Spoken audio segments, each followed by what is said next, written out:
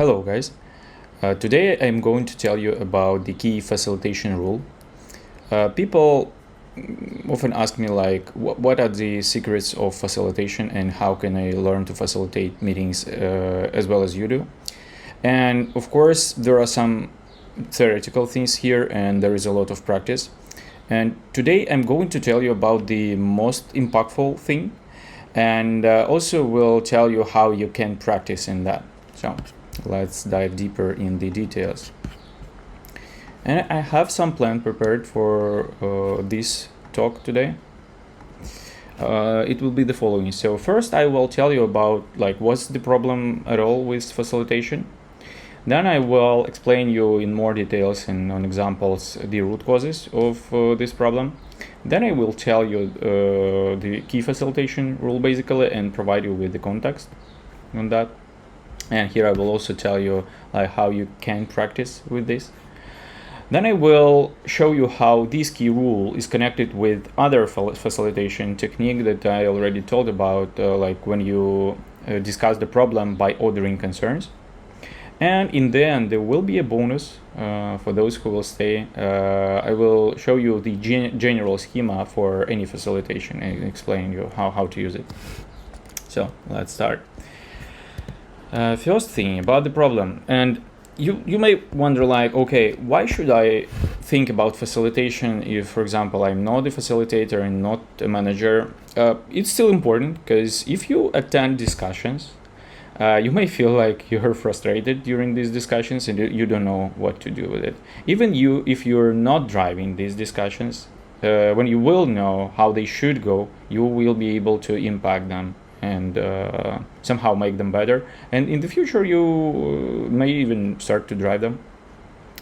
And facilitation is needed not only when you work in group, but when you think about things internally, like work on some plan or think about some issue. It still has the same structure as when you work in the group, and the same issues appear only just internally. And the problem, like problem breakdown or problem with the realization with the facilitation, is the following. So there are two root causes of like what bad facilitation results starts from. And first root cause is that impactful questions are not answered. And I will explain it a bit later, but generally it works like some piece of information was needed at the beginning and it was not provided, and then things that were discussed afterwards make no sense.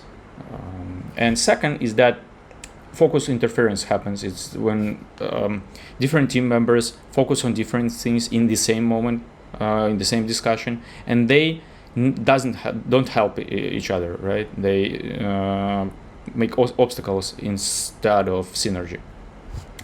And the consequence of that is that you have too slow or even no progress at all in the discussion, and you feel like, okay, we're not progressing. And as a result, the team gets demotivated and their attention is withdrawn from the discussion. And actually, attention is the main resource that you have as a group and the main resource that facilitator is controlling. And the problem with this is you feel this part, you feel it as a symptom. So you feel like you're frustrated, you feel like the progress is too slow, and often people start to work with it like that. Okay, we're too slow, let's speed up. Or guys, you're not listening, you're not attending, please bring your attention back. But the problem, the root cause of the problem is not that attention is withdrawn. The problem is that it's withdrawn because of something, and it's withdrawn because of these reasons. And if you don't understand the impact of facilitator and the need for facilitation, you will try to influence this without fixing root causes, and it won't work. And you probably were in such situations, and if you try to impact this directly without resolving the root causes, you won't get the result. And yeah, let's look closer on the root causes. So first root cause, like when impactful questions are not answered, may look like that. So for example, you discuss the solution on low level first, and there is a big attempt to do that because technical people are mainly focused on the solution, and it's more interesting to discuss the solution. And high level questions are a kind of non-clear and contain lots of uncertainty, and psychologically it's hard to think about them, and we jump lower on things that we understand. Then you get more context on problem level, and your solution design goes to trash. What happens then? People get demotivated, like, okay, we spent all this time, and what was it for? And if you do this over and over again, you will just develop a bad culture of discussions, and people demotivate in long term. And you may think, okay, so let's discuss the problem first. And okay, what happens if you discuss the problem? For example, you discuss the problem, you design the solution, design it on low level, probably even start to develop it, and then you get input on that this problem was not important. And what happens? Your problem discussion, your solution design, probably even the implementation that you did so far is not needed anymore, and it goes to trash. So that's what happens when impactful questions are not answered. It doesn't mean that you always can answer all the questions from the beginning. No, but you should try, right? You should do as much as possible. Second thing about the focus interference looks like that. You in the team discuss one problem, right? You discuss it, but after some time, for example, in 5 minutes, somebody asks a question, and you start to discuss the second topic without answering the first one. And if you're quite sensitive, you may feel like, oh, something bad is happening, but you don't know what to do with that, and you discuss the second problem, get to the middle of that, and then switch to the third one.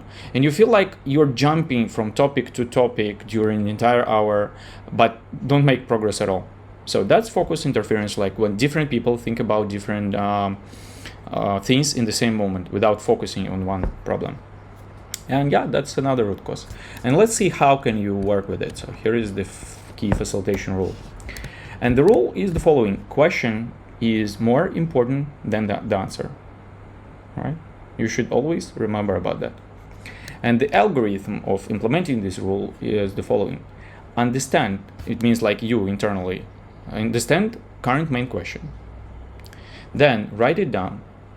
Then share this understanding with the team. So everybody should understand this question. Then answer this question, and then repeat. So that's the key algorithm.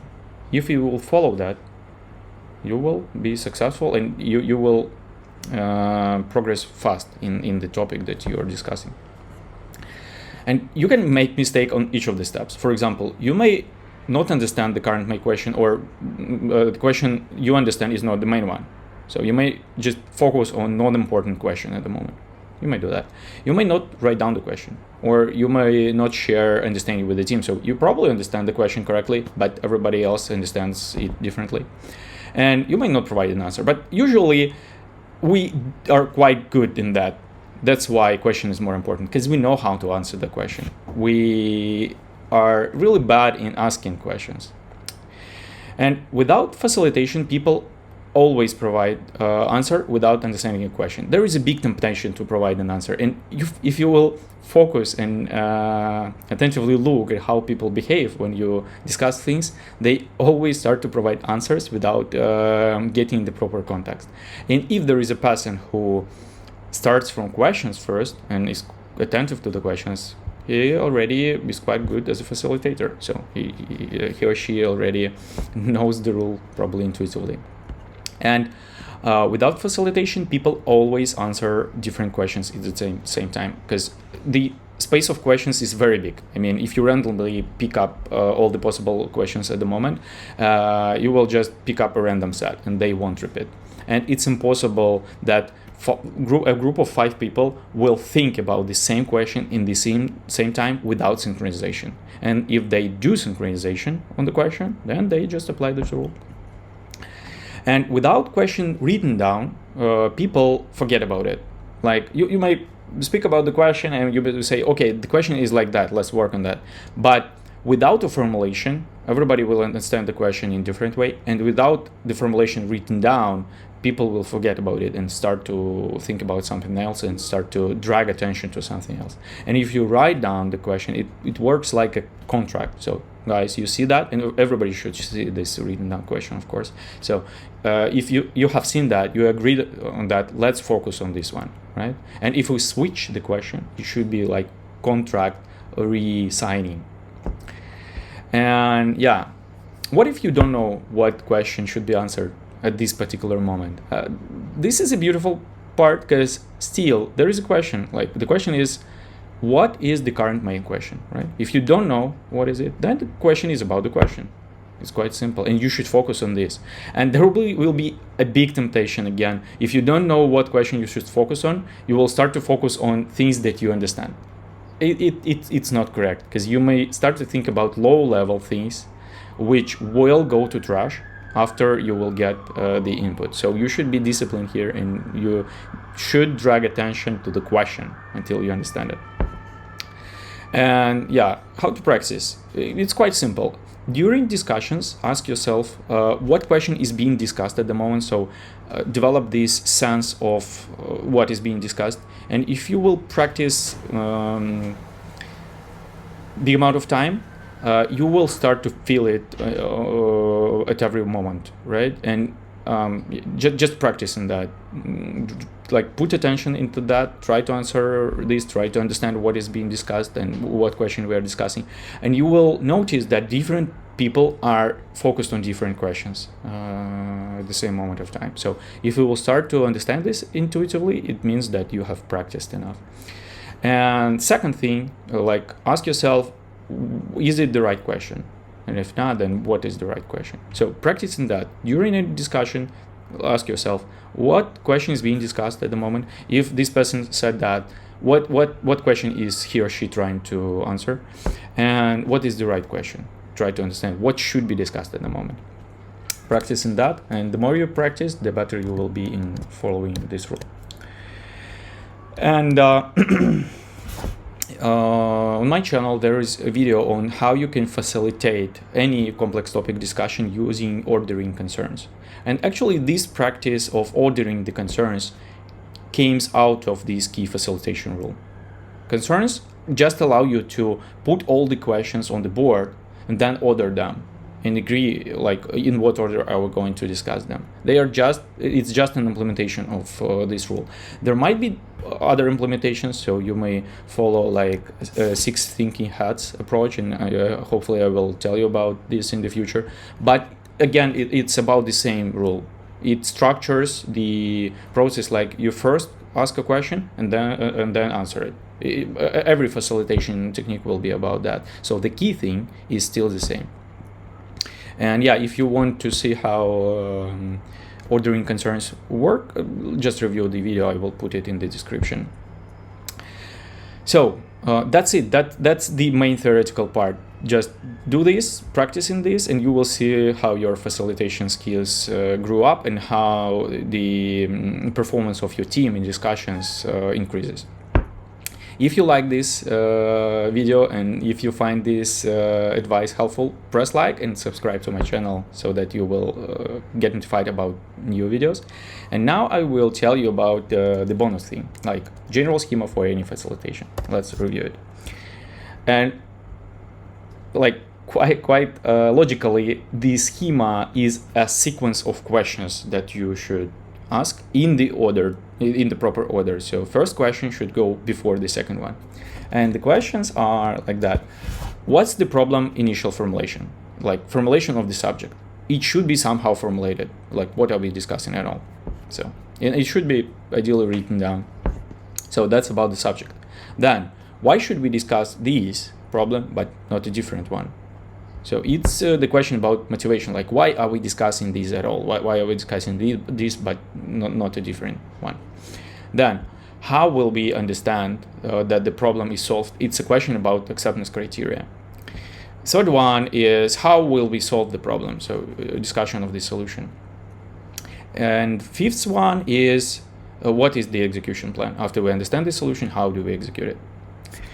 And like usual process, if you don't put attention to facilitation, is like that. you have some formulation, some problem, it's not properly formulated, and you just jump to the fourth step or to fifth step, like, okay, how will we solve it, or even who will solve it and when, without understanding of the motivation, without understanding of acceptance criteria. And if the problem is small and the solution takes small time, then okay, you will just do this, and if it's not important, you will just move it to trash. But if the problem is big, you will suffer from that, because you will develop a solution, will start to implement it, and then you will understand that this thing is not important. And even if it's important, you will suffer from the team members asking questions like quite silly questions that they would be able to answer themselves if they understand the motivation. But if they only understand the solution, they will over and over ask you about, like, should we do this or this, how will we implement this, and this will be clear if they understand the motivation. So and these questions are always in there, like this is the general schema, in the sense that you should always think about these questions, and they should always go in this order. So you shouldn't discuss solution before you understand why is it important than the other thing. But other questions may appear in between. So for example, you may add a question like, who is needed for this discussion? And this question will likely go before the subject, because you cannot say who is needed before you understand the subject. Often there is a question like, is acceptance criteria A is more important than B? We often ask it because we want to understand, like, what is more important inside this problem, like what part is more important than the other, like, or if we will achieve this, will it be more helpful than if we achieve this? And other questions may be added, but these will be present. These questions will be always present. Then you shouldn't discuss question x+1, for example, fourth question, before you answer all the previous ones. And here I address the problems from here. So impactful questions are not answered, means that you start to discuss fourth thing without understanding of 1, 2, 3. Of course, if you already discussed this sometime in the past and you have all these answers in your mind, or ideally written down somewhere, you may continue the discussion on this particular meeting from point number 4. But if you have new people here in this discussion who doesn't know answers to the previous questions, you should start from repeating this. Otherwise, people won't be able to participate properly, and they will either jump to motivation or jump to another things that are not important according to motivation, but they just don't know that they shouldn't do this because they don't understand the motivation. And if during some let's imagine the following situation: you have discussed the subject, you have discussed motivation, acceptance criteria, and you discussed the solution, and at this moment you get a piece of new information that changes the motivation. So probably you discover a problem that is more important than the one that you are discussing at the moment. It's quite acceptable that you change the motivation and start to discuss another problem if it's actually more important. But if you change the focus and change the problem just because you haven't asked yourself and your team about the motivation earlier, then it's the mistake of facilitator. So you should do your best to ask more important questions, more impactful questions first. And if you haven't asked it and this information appears like in a couple hours of time, then yeah, it's your mistake. Just correct it in the future and ask the questions. It will be still helpful experience if you will think about it and make conclusions out of it. But yeah, you should do your best to answer these questions before discussing lower level ones. So yeah, that's it. That's the general schema. Try to apply it and write comments on how it worked for you. Share your ideas of how you facilitate the discussions. I will be happy to read what you do. And that's it for today. Thank you for your attention, and see you soon.